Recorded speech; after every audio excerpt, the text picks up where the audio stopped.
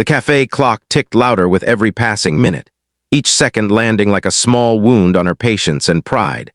And by the time 2 full hours had slipped away, she had already accepted the quiet humiliation that comes when hope shows up dressed as foolishness. People around her laughed, cups clinked, chairs scraped the floor, life moved on without noticing her stillness. And she wondered how something as simple as a blind date could make her feel so painfully visible and invisible at the same time. She had rehearsed excuses for leaving, imagined the sympathetic look she would give herself in the mirror later, and decided that this would be the last time she trusted a stranger's promise. And then the door opened, and the man who walked in shattered every expectation she had been clinging to.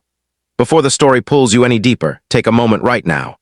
If you believe in kindness, in second chances, in the quiet miracles that happen when people least expect them, please like this video, share it with someone who needs hope today, leave a comment, and subscribe to the channel. These small actions help stories like this find the hearts that need them most. She had arrived early, of course. She always did. Being early was her way of proving to herself that she was still responsible, still reliable, still worthy of effort even after life had taught her how easily people disappeared. The cafe was warm and softly lit, the kind of place that made loneliness feel almost romantic if you didn't sit with it too long. She chose a table near the window, ordered a coffee she barely touched, and checked her phone more times than she wanted to admit. The messages from the dating app were still there, friendly and thoughtful, full of small details that made her believe this meeting might be different. He had said he might be late because of work, and she had smiled at that, telling herself that responsibility was a good sign. 15 minutes passed, then 30, then an hour. With every glance at the door, her optimism thinned, replaced by a familiar ache that whispered she should have known better. As time dragged on, her thoughts drifted backward to the years that had shaped her into someone who waited too long for people who never arrived. She had been married once back when promises felt solid and forever sounded believable. That marriage ended not with a dramatic betrayal, but with a slow erosion of care, a quiet neglect that hurt more because it was invisible to everyone else. After the divorce, she learned how to rebuild herself piece by piece, how to smile at work, how to eat dinner alone without crying, how to convince friends she was fine. Dating again was supposed to be a sign of progress, proof that she was ready to let someone new in. Sitting alone in that cafe, she wondered if it was actually a mistake, a reopening of wounds she had spent years learning to close. The second hour was the hardest. By then, the staff had begun to recognize her as the woman who had been there too long with only 1 cup of coffee. She felt exposed, as if her disappointment was written across her face. She considered leaving at least a dozen times, each time telling herself just 5 more minutes. Those 5 minutes stretched thin, filled with self-blame and doubt. Maybe she had misunderstood the time. Maybe she wasn't interesting enough to deserve an explanation. Maybe this was simply the universe reminding her to lower her expectations. She gathered her bag, ready to stand up and walk away with what dignity she could salvage when the door opened again. The man who entered did not look like the one she had imagined during those long, waiting hours. He was older than his photos suggested, with streaks of gray in his hair and a tiredness in his eyes that spoke of long days and heavy responsibilities. He walked with a slight stiffness, carrying a worn leather bag that looked like it had followed him through years of hard-earned routines. There was nothing flashy about him, nothing polished in the way dating profiles often try to be. And yet there was something undeniably real about his presence, something grounded that made the noise of the cafe soften around him as he paused, scanning the room. Her first reaction was confusion, followed quickly by disappointment. This was not the man she had been picturing. This was not the easy fantasy that had helped her endure the wait. She felt foolish again, caught between leaving and staying, between protecting herself and giving this moment one last chance. When his eyes finally found her, there was no smooth confidence in his expression, only relief mixed with nervous uncertainty. He moved toward her table slowly, as if afraid she might vanish if he hurried. What struck her most was not his appearance, but the weight he seemed to carry, the kind that does not come from age alone but from responsibility, loss, and persistence. As he sat down, she noticed his hands tremble slightly, noticed the deep breath he took as if he had been holding it for far too long. She braced herself for an excuse, for a shallow apology that would confirm her worst assumptions. Instead, she felt the atmosphere shift, the tension she had built around her heart hesitating, unsure of how to respond.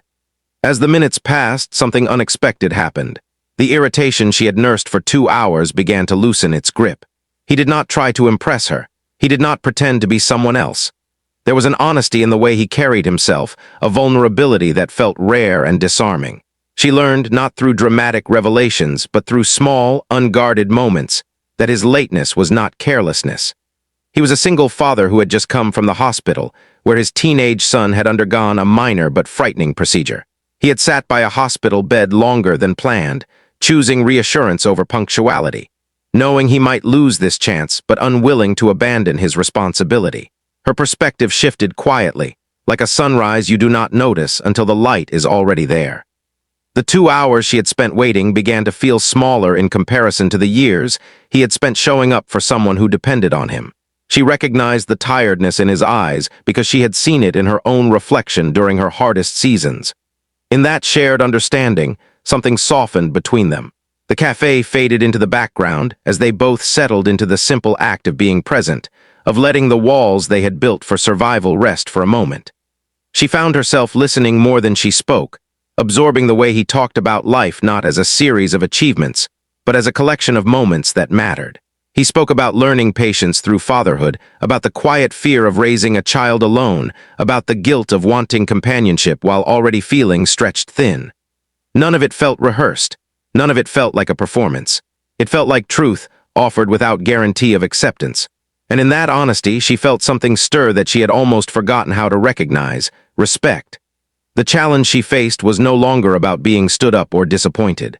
It was about deciding whether she was brave enough to let go of the version of love she had imagined and make space for the one unfolding in front of her.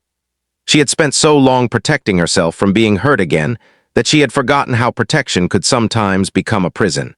Sitting across from this imperfect, sincere man, she realized that second chances rarely arrive in the form we expect. They come quietly, carrying flaws, asking us to see beyond the surface. By the time they stood to leave, the 2 hours of waiting no longer felt wasted. They felt necessary, like a test of endurance that had prepared her for a different kind of connection. She stepped outside into the cooling evening air with a strange mix of calm and possibility settling in her chest.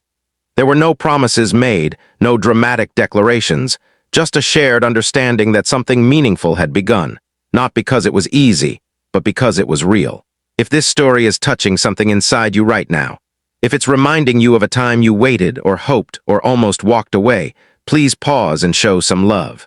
Like the video, share it with someone who believes in unexpected grace, and let us know in the comments how this story made you feel. Your engagement helps these stories reach hearts that are still waiting for their own turning point. As she walked home that night, she reflected on how close she had come to leaving, to closing herself off once again. She realized that kindness is not just something we give to others. It is something we allow ourselves to receive. Waiting 2 hours had felt like rejection, but staying had opened the door to understanding. Life, she understood now, does not reward us for perfect timing, but for patience, empathy, and the courage to stay when walking away would be easier. Before this story ends, I want to ask you something special. Please take a moment and comment below with a single word that represents what this story meant to you. Hope, patience, love, healing, or even waiting. Your words matter more than you know. In the end, the man who arrived did shock her, not because he was late, not because he failed to meet her expectations, but because he reminded her that the most meaningful connections are born not from flawless beginnings, but from imperfect moments met with understanding. And sometimes, the longest waits lead us exactly where we are meant to be.